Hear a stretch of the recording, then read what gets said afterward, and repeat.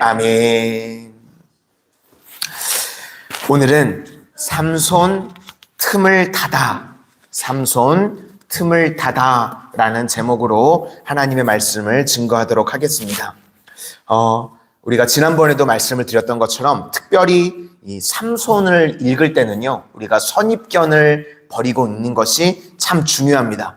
왜냐하면 우리가 성경만을 보기보다는 삼손은요, 영화라든지 혹은 여러 가지 들었던 이야기들이 있습니다. 그래서 고정관념을 가지고 삼손을 볼 때가 많이 있다는 겁니다. 그래서 우리가 보통 생각하는 삼손, 힘센 바보, 혹은 여자 꽁무니만 쫓아다니는 논팽이, 이런 식으로 생각하고 성경을 보지 않았으면 좋겠습니다.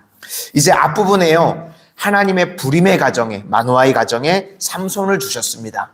왜 주셨죠? 하나님의 목적을 이루기 위해서 주셨다는 것입니다. 그래서 14장 4절 말씀에 그때의 블레셋 사람이 이스라엘을 다스린 까닭에 삼손이 틈을 타서 블레셋 사람을 치려 함이었으나 그의 부모는 일이 여호와께로부터 나온 것인 줄을 알지 못하였더라. 그러니까 삼손이 하나님의 구원의 도구가 된 것을 부모조차도 몰랐다라고 우리에게 알려주고 있습니다. 40년 동안 블레셋의 압제 가운데 있었습니다. 누구도 나서지 않고요, 다 숨죽이고 있는 그런 상황 가운데 틈을 타서 하나님의 일을 위해서 일어선 사람이 바로 삼손이라는 것입니다. 오늘 본문은 이제 연속된 이야기인데요, 1절부터 8절까지는 하나님의 목적을 위해서 삼손이 홀로 뛰었다는 것입니다. 그러니까 삼손은 자기 멋대로 한 게 아니라요, 하나님의 목적을 위해서 뛰는 일을, 뛰는 사명을 감당했다는 것입니다. 시간이 좀 지나서요, 이제 딥나이에 있던 장인 집에 찾아갑니다.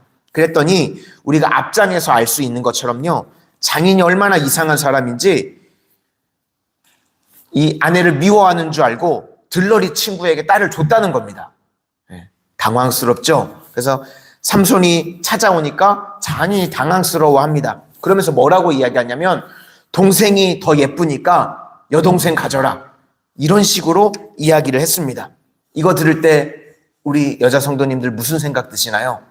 참 윤리 수준이 형편없다, 그죠? 이런 생각이 들게 되죠. 아마 이 블레셋의 형편없는 윤리 수준을요, 삼손이 예측을 하고 있었던 것 같습니다. 그래서 이것 또한 역시 틈을 타는 겁니다. 이제 명분을 얻어서 블레셋을 물리치려고요, 이런 틈을 탔다는 것입니다. 우리 1절부터 3절까지를 한번 쭉 보시도록 하겠습니다. 1절부터 3절까지입니다. 시작. 얼마 후 밀 거둘 때에 삼손이 염소 새끼를 가지고 그의 아내에게로 찾아가서 이르되, 내가 방에 들어가 내 아내를 보고자 하노라 하니 장인이 들어오지 못하게 하고 이르되, 내가 그를 심히 미워하는 줄 알고 그를 내 친구에게 주었노라. 그의 동생이 그보다 더 아름답지 아니하냐. 청하노니 너를 그를 대신하여 동생을 아내로 맞이하라 하니, 삼손이 그들에게 이르되, 이번은 내가 블레셋 사람을 해할지라도 그들에게 대하여 내게 허물이 없을 것이니라 하고, 이렇게 3절이 핵심입니다. 틈을 탄 거죠. 명분을 가지고 이제 블레셋 사람을 공격했다는 것입니다. 삼손 스토리를 보시면요, 마음이 좀 아픕니다. 이렇게 혼자 뛰는데요, 동역자가 그러면 좀 나와서 이제 도와줄 만도 한데 아무런 동역자가 삼손 때에는 없습니다. 그래도 기드온은요, 이 같이 함께 했던 300명의 동역자들이 있었죠. 그런데 지금 이 시대는 얼마나 타락했던지요, 아무도 도와주지를 않습니다. 그래서 삼손 스토리를 보면 혼자 뜁니다. 좀 안타깝기도 하고 안쓰럽기도 하고, 동역자가 없으니까요, 여우를 사용합니다. 기도는 300명을 동역자 삼았지만 삼손은 여우 300마리를 가지고 동역자를 삼습니다. 그래가지고 2마리 꼬리를 묶어가지고 거기다 회를 달아가지고 불을 붙였답니다. 그러니까 막 여기저기 뛰니까 난장판이 됐겠죠. 그러니까 블레셋에 들어가가지고 여기저기 막 불을 지르고 다니는 일을 했다는 것입니다. 이제 블레셋 입장에서 보면요, 갑자기 날벼락이죠. 그래서 두 가지를 묻습니다. 누가 이런 짓을 했냐? 그리고 또 하나는 왜 이런 짓을 했냐? 두 가지를 묻는데 누가는 삼손이죠. 삼손이. 그러면 왜 이런 짓을 했냐? 미친 장인이 삼손의 아내를 빼앗아서 그 친구에게 주었다더라. 이런 이야기를 하는 겁니다. 그랬더니요, 그 여자와 장인을요, 뭐 생각도 해보지 않고 죽여버렸습니다. 불살라서. 그러니까 이 블레셋 사람들은요, 상당히 잔인한 거죠. 자기 동족임에도 불구하고 무슨 문제가 있으면요, 상의도 해보지 않고 그냥 다 죽여버리는 잔인한 민족이었다는 것입니다. 이제 그러고 난 다음에 장인이랑 그 아내 죽여버리고 삼손도 잡으러 가자 그랬다는 겁니다. 그런데 아마 삼손이 이렇게 행하고 산속으로 도망을 쳤던 것 같습니다. 자세한 내용은 성경에 나오지는 않는데 뭐 부비트랩 같은 거를 설치해가지고요, 블레셋 사람들의 하체를 공격하고 틈을 타고 또 틈 속에 숨어 있었다, 이런 이야기가 나옵니다. 그래서 하나님께서 도와주셔서 홀로 싸우는 전쟁을 하게 됐다는 것입니다. 우리 6절부터 8절까지를 한번 보시도록 하겠습니다. 6절부터 8절까지입니다. 시작. 블레셋 사람들이 이르되 누가 이를 행하였느냐 하니 사람들이 대답하되 딥낫 사람의 사위 삼손이니 장인이 삼손의 아내를 빼앗아 그의 친구에게 준 까닭이라 하였더라. 블레셋 사람들이 올라가서 그 연과 그의 아버지를 불살니라.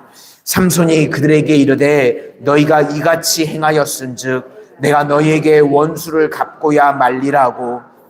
블레셋 사람들이 정강이와 넓적다리를 크게 쳐서 죽이고 내려가서 에단 바위 틈에 머물렀더라. 이쯤 되면 이제 동족들이 와가지고요, 삼손이 혼자 싸우는 거 우리 부끄럽다, 이제 가서 도와주자, 이렇게 나올 만도 한데요, 얼마나 40년 동안 눌려 있었던지요, 패배의식에 사로잡혀 있었던지 오히려요 삼손을 원망하더라는 것입니다. 그러니까 일단 블레셋 사람들은 복수를 하려고 모였죠. 그랬더니 유다 사람들이요 깜짝 놀랐습니다.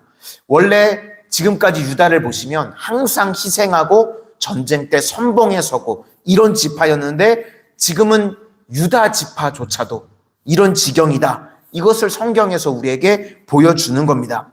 블레셋이 삼손 때문에 지금 왔다 그러니까요, 이제 그럼 우리가 삼손을 도와서 같이 싸워야 되겠다, 이렇게 생각하지 않고 블레셋 우리가 잡아줄게요, 이렇게 나왔다는 겁니다. 유다 지파조차도. 그래서 유다에 3,000명이 모였는데 블레셋과 싸우려고, 삼손을 도와주려고 이렇게 모인 게 아니라요, 삼손을 잡으려고 유다 지파에 3,000명이 모였다는 겁니다. 그래서 삼손이랑 만나서 대화를 합니다. 블레셋이 우리 다스리고 있는 거 너 알지 못하느냐? 패배의식에 쩔어 있는 거죠. 그래서 3,000명이 지금 도와줘도 시원찮은 판인데 3,000명이 와가지고요, 자기를 넘겨주려고 그랬다는 것입니다. 그래서 또 삼손이요 순순히 그냥 묶입니다. 이것도 틈을 보는 거죠. 묶여서 적진에 들어가는 겁니다. 방심하게 만들어서. 그래서 적들을 다 때려 죽이는 일을 감당하게 됩니다. 그래서 이 삼손 스토리를 보시면요, 늘 혼자 뜁니다. 얼마나 없는지, 여우가 동역자고요, 얼마나 없는지 같은 동족한테 묶여서 가는 그 길밖에 없었다는 겁니다. 그러나 중요한 것은요, 그곳 가운데 하나님이 함께 하셨다는 것입니다. 저는 오늘 이 삼손 스토리를 준비하면서요, 우리 새벽에 나오시는 성도님들 한 분 한 분, 그리고 우리 귀하게 사명 감당하시는 우리 직분자 되시는 우리 장로님들, 또 우리 부장님들, 속장님들, 얼굴 한 분 한 분들이 이렇게 생각이 나는 거예요. 여러분 한 분 한 분이요 얼마나 귀한지 모릅니다. 삼손은 홀로 뛰었지만 저는 귀한 이렇게 동역자들과 함께 하는 게요, 새벽에 나오시고 안 나오시고가요 천지 차이입니다. 제가 대형교회 좀 오래 있었잖아요. 그래서 좀 잊고 있었어요. 한 분 한 분이 얼마나 귀한지를 정신이 나갔죠. 잊고 있었어. 근데 제가 초창기에 목회를 할 때요, 합천에서 3년 동안 목회를 했다고 그랬잖아요. 새벽에 나오시는 분이 없는 거예요. 새벽에 나와야 되는데 새벽에 나오시는 성도가 없어요.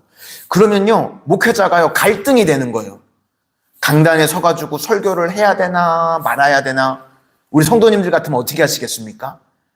하고 있는데 중간에 누가 들어와요. 그러면 정신 나간 사람인 줄 알면 어떡하지? 막 별 생각이 다 되는 거야. 아무도 없는데 막 설교하고 있으면 중간에 들어오면 저거 이상한 사람인 줄 알면 어떡하지? 막 그런 생각도 들고요. 그랬던 적이 있거든요. 근데 여기 와서 귀한 우리 기둥과 같은 직분자들도 계시고 새벽에 같이 뜨겁게 모여서 기도하는 성도님들도 계시고 얼마나 힘이 나는지 모릅니다. 그래서 어제 또 하루 종일 감사 기도를 했습니다. 우리 마산성은에 귀한 우리 성도님들과 동역할 수 있도록 인도해 주셔서 감사합니다. 근데 오늘 삼손은요, 아무런 동역자가 없었습니다. 혼자 뛰었습니다. 그런데 하나님께서 함께 하셨다는 것입니다. 우리도 마찬가지입니다.